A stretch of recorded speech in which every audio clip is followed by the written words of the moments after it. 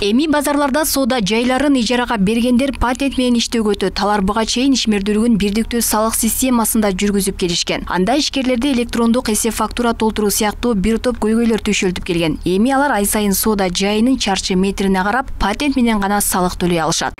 А именно ошол кичи базарларга жана ошол базарлардын жанында жайгашкан турак эмес жай жана соода жайларына патент алса болот. Бул дагы ошол салык түшүүгүн азайтуу максатында.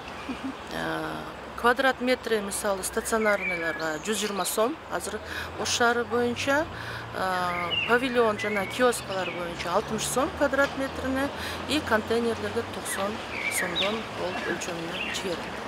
Патент алуу кыймылсыз мүлктү жалдоо, ижарага берүү, базарлардын жана ички базарлардын аймагында жайгашкан соода иши үчүн пайдалануучу турак жай эмес аянттарга гана тиешелүү. Ал эми бул сыяктуу Ош шаарында жалпы 1700дөн ашуун соода жайлары ижарага берилет. Алар патент менен иштөө жолу ыңгайлуу дешет. 26 жылдан бери соодадамын. Мен буну туура эле түшүнөмүн. Себеби кээ бирөө эки контейнерлери бар, аларга аренда беришет.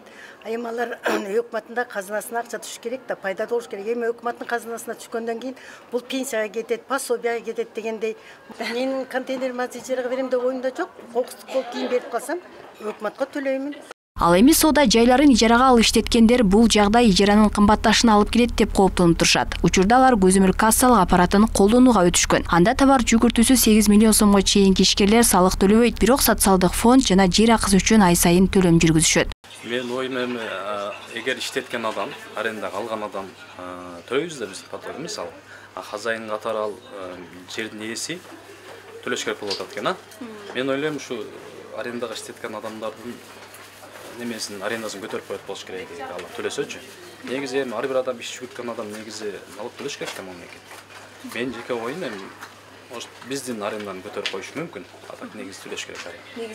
Буга чейин президент Садыр Жапаров 18 апрелде ишкердик субъектлерди колдоо, ставкаларды оптималдаштыруу жана салыктык башкарууну жакшыртуу жөнүндө жарлыкка кол койгон. Ага ылайык өлкөдө соодагерлер үчүн патенттик салык системасы кайтарылган. Алмагүл Эрке, Байгызы, Урмат Умарбеков, Ош ТВ.